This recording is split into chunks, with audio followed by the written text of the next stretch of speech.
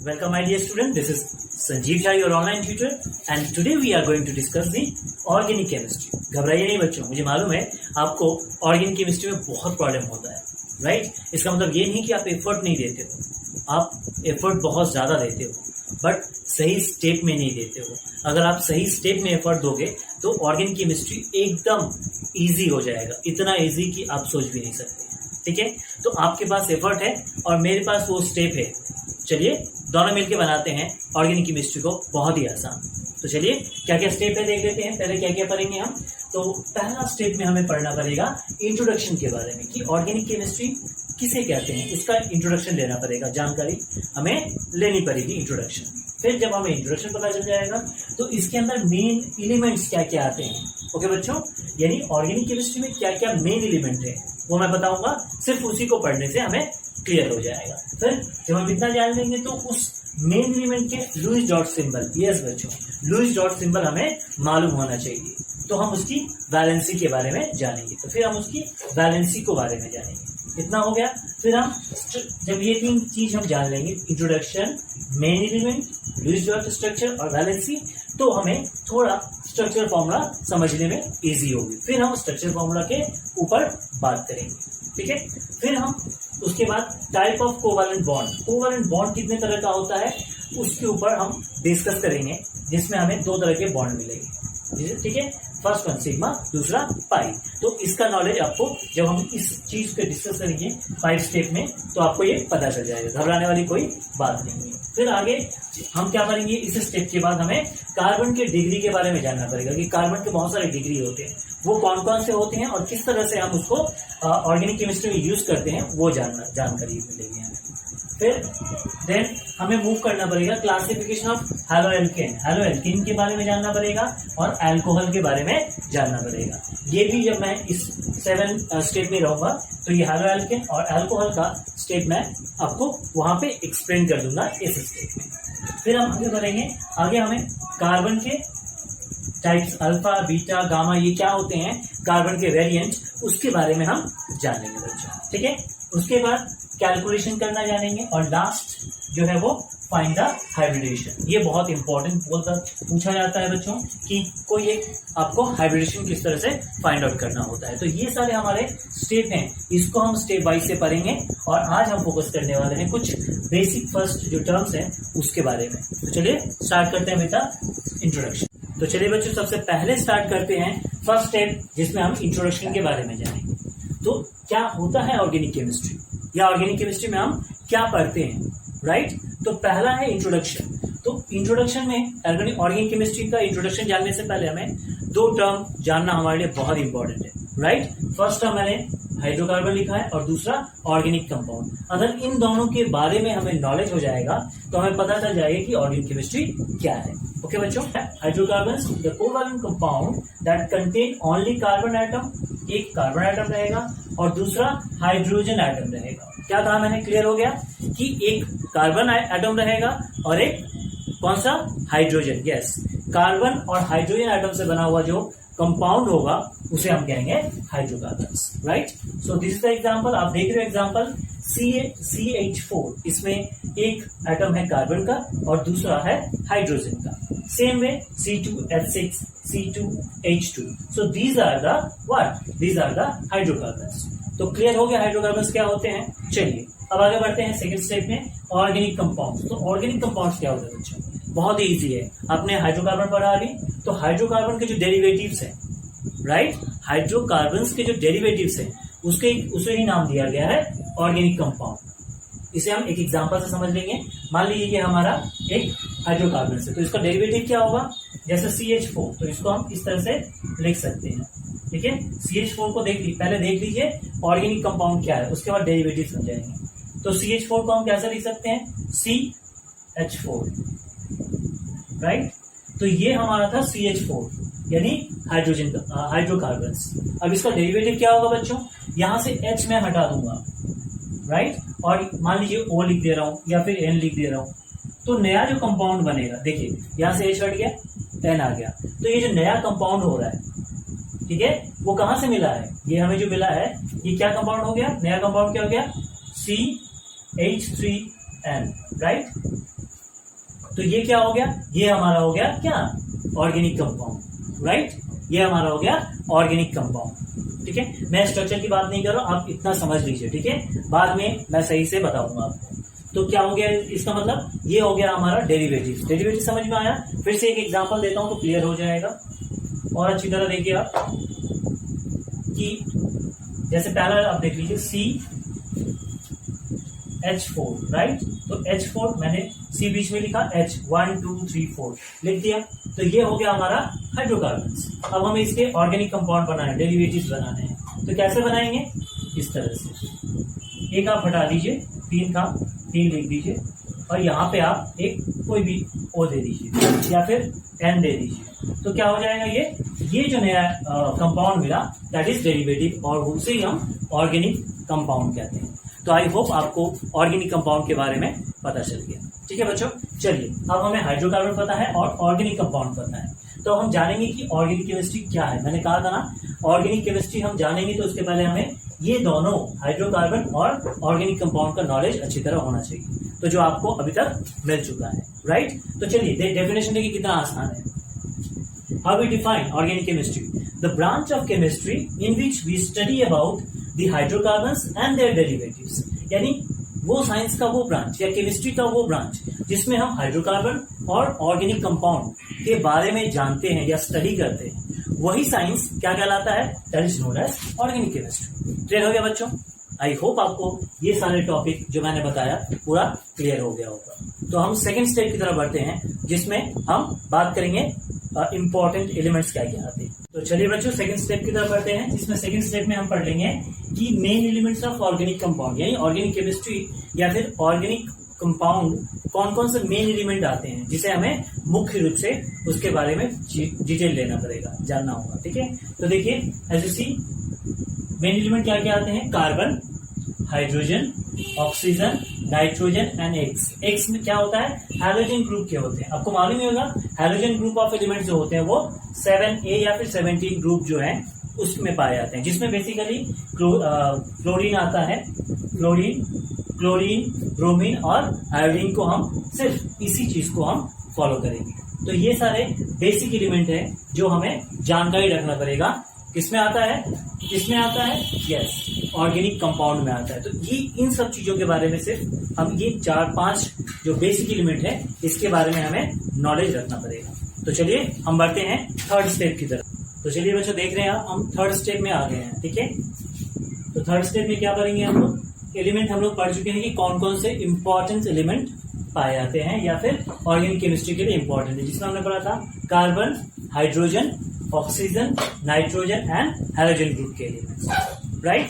अब हम इसके लुईस डॉट स्ट्रक्चर या शॉर्ट में LDS या फिर लुईस डॉट स्ट्रक्चर के बारे में जानेंगे। किस तरह से लुईस डॉट स्ट्रक्चर कार्बन का होता है, किस तरह से हाइड्रोजन का होता है, ऑक्सीजन का लुईस डॉट स्ट्रक्चर क्या है, नाइट्रोजन का क्या है और हैलोजन ग्रुप के जो एलिमेंट्स हैं उसके कैसे होते हैं। तो चलिए आगे बढ़ते हैं।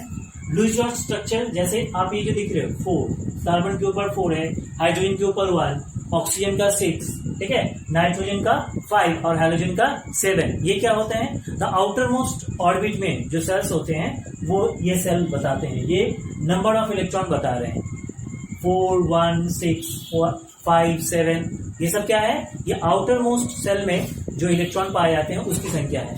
उसके बेस पे कैसे लुईस डॉट स्ट्रक्चर होता है देख लीजिए। C तो आप ऐसे C लिखोगे, और 4 है, ये तो 4 इलेक्ट्रॉन है, these are electron, right, these are what, these are electron, okay. तो इसको हम कैसे रिप्रेजेंट करेंगे बच्चों, जैसे ये C है तो कार्बन ये जो 4, इसको हम 4 डॉट दे देंगे, 1 2 3 4, तो ये हो गया कार्बन का लुईस डॉट स्ट्रक्चर, ठीक है। इस तरह से हाइड्रोजन को हम लिखेंगे, हाइड्रोजन एटम को लिख देंगे सिंबल को, और चूंकि इसके एक इलेक्ट्रॉन है तो आप इलेक्ट्रॉन को डॉट से रिप्रेजेंट करोगे। क्या बोला मैंने, समझ में आया। लुईस डॉट स्ट्रक्चर में क्या होता है, इलेक्ट्रॉन को हम रिप्रेजेंट करते हैं डॉट से।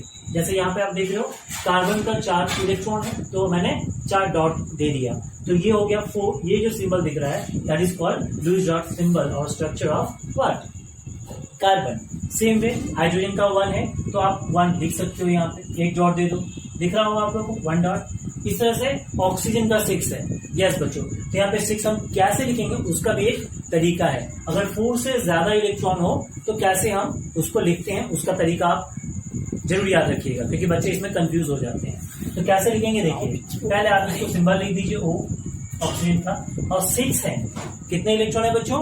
6 इलेक्ट्रॉन है। तो इसको हम कैसे लिखेंगे, पहले 1 by 1 4 इलेक्ट्रॉन कवर करेंगे। किस तरह से देख लीजिए, 1 2 3 4। तो मैंने 6 में से 4 लिख दिया। अब कितने बचे बच्चों? 2, राइट। तो 2 को हम कैसे लिखेंगे, आप कहीं से भी जहां से शुरू किए थे वहां से और एक डॉट दे दीजिए, राइट, और यहाँ पे और एक लिख दीजिए। हो गया। तो इस तरह से 1 2 3 4 5 6, यानी अगर हम 4 से ज्यादा है तो कैसे करेंगे, 4 आप लिख दीजिएगा लाइन से, और फिर जो बचे हुए इलेक्ट्रॉन है फिर रिपीट करिएगा। ठीक है, एकदम 1 2 3 4 5 6 नहीं कर सकते हम यहाँ पे। अगर आप सोचोगे कि नहीं हम ऐसे लिख रहे हैं सर, तो क्या होगा, गलत होगा।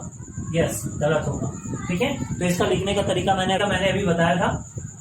ठीक है, तो पहले आप सिंबल लिख दीजिएगा, फिर 1 2 3 4 डॉट लिख के फिर आप इस तरह से डॉट दीजिएगा। आई होप आपको ये क्लियर हो गया लिखने का। तो ये ऑक्सीजन का क्या हो गया, लुईस डॉट सिंबल हो गया। ओके, आगे बढ़ते हैं नाइट्रोजन की तरफ। तो नाइट्रोजन में देखिए कितने हैं, 5 है। तो N लिखेंगे और फिर 5, मतलब पहले 4 हम सर्कल कंप्लीट करेंगे। 1 2 3 4। बचा कितना बच्चों, 1। तो 1 हम कहीं भी लिखेंगे, तो यहाँ पे स्टार्ट, यहाँ से शुरू किए थे, यहाँ पे लगा दिया। तो that is the symbol of what, Lewis dot symbol of what, nitrogen. Similarly हम अब हाइड्रोजन ग्रुप की तरफ बढ़ेंगे। तो X तो 7 है बच्चों। तो एज वाइज जैसे मैंने बताया था, पहले 4 हम सर्कल कंप्लीट करेंगे।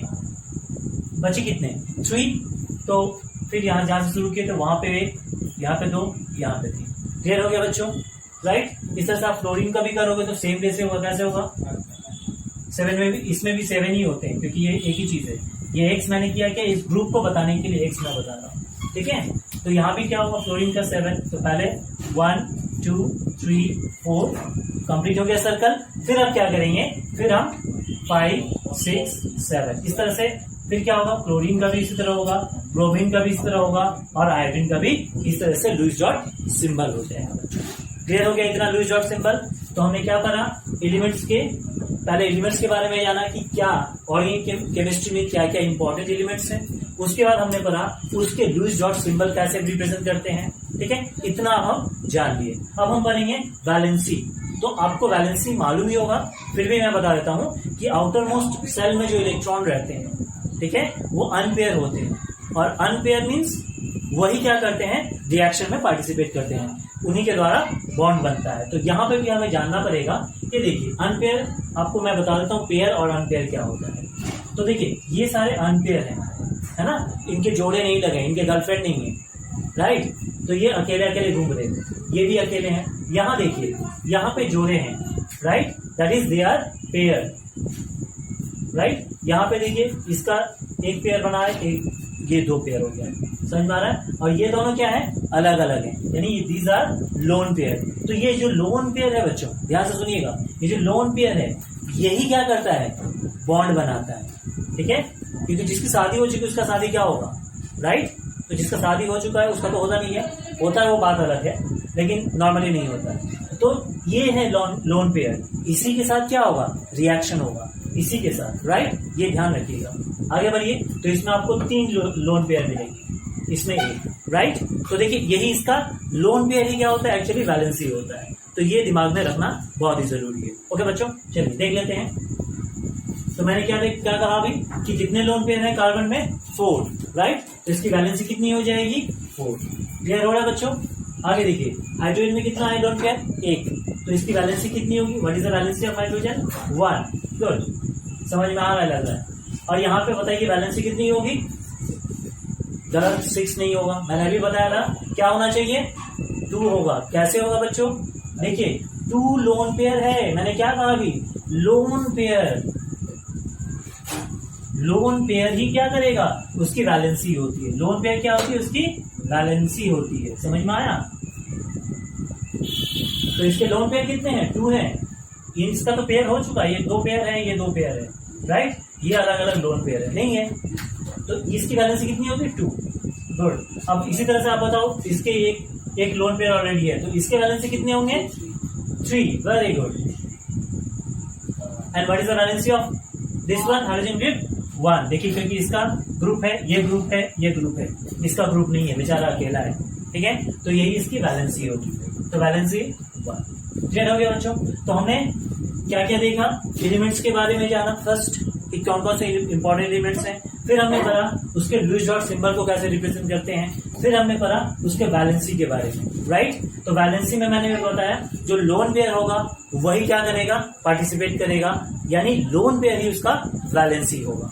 समझ में आया बच्चों? चलिए अब हम जान लेते हैं लास्ट वन कि ये जो एलिमेंट्स हैं, ठीक है, इसके स्ट्रक्चर कैसे हैं, राइट। कैसे हम इसको ऑर्गेनिक केमिस्ट्री में हम कैसे जानेंगे? हम तो जानते हैं कि कार्बन लिखना है, तो हम जानते हैं कार्बन को हम H से C से डिनोट करेंगे, हाइड्रोजन को हम H से डिनोट करेंगे, राइट। ये तो हम जानते हैं, बट ऑर्गेनिक केमिस्ट्री में हम इसको कैसे डिनोट करेंगे? तो ये होता है इसका स्ट्रक्चर। तो हम जान लेंगे स्ट्रक्चर कैसे लिखेंगे। जैसे आप देख लीजिए, C लिखा हुआ तो सिंबल आप लिख दोगे, राइट। और ये जो आपको डॉट दिख रहा है, ये जो लोन पेयर इलेक्ट्रॉन थे, उसके बदले कितने लोन पेयर इलेक्ट्रॉन है? जान लीजिए कितने हैं?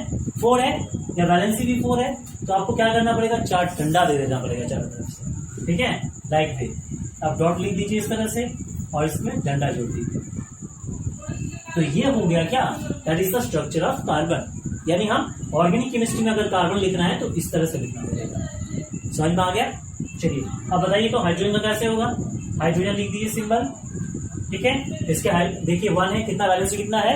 1 है, तो आप 1 कहीं भी दे दीजिए, आपकी मर्जी, ठीक है। यहाँ पे 1 देके क्या करना पड़ेगा? डंडा, यस, संभाल के दीजिएगा। फिर आगे आ जाइए ऑक्सीजन में, तो ऑक्सीजन के कितने हैं? 2, राइट। तो आप ऑक्सीजन का सिंबल लिख दीजिए और 2 डंडे आप दे दीजिए कहीं भी, ठीक है, हो गया क्लियर। तो इस तरह से हम रिप्रेजेंट करते हैं। नाइट्रोजन का कितना होगा? 3, 1 2 3, यानी 3 डंडे दीजिए। ये बहुत बदमाश है, इसीलिए से ज्यादा डंडे की जरूरत है। चलिए आगे बढ़ते हैं, हम हाइड्रोजन ग्रुप की बात करते हैं, तो इसकी वैलेंसी कितनी है? 1, तो इसकी 1 आप दे दीजिए। तो इस तरह से बच्चों हम स्ट्रक्चर को रिप्रेजेंट करते हैं ऑर्गेनिक केमिस्ट्री। तो हमने क्या पढ़ा बच्चों? फिर से मैं रिपीट कर देता हूं आप लोगों को। थर्ड स्टेज में हमने एलिमेंट्स पढ़ा कि कौन कौन से इंपॉर्टेंट एलिमेंट थे, राइट। उसका लुईस डॉट स्ट्रक्चर या फिर सिंबल हम किस तरह से रिप्रेजेंट करते हैं वो बताया हमने। फिर हमने बताया वैलेंसी क्या होती है। तो वैलेंसी में मैंने बताया था कि जो लोन पेयर इलेक्ट्रॉन होते हैं वही उसकी वैलेंसी होती है, तो उसके अकॉर्डिंग वैलेंसी हमने जाना। फिर हमने किस तरह से उस वैलेंसी के हेल्प से हम किस तरह से उसको ऑर्गेनिक केमिस्ट्री में उस एलिमेंट्स को हम रिप्रेजेंट करते हैं उसके बारे में हमने जाना। तो आई होप आपको ये चीज क्लियर हो गया होगा, ठीक है। अब हम स्ट्रक्चर फॉर्मूला की बात करते हैं, तो चलिए देखते हैं।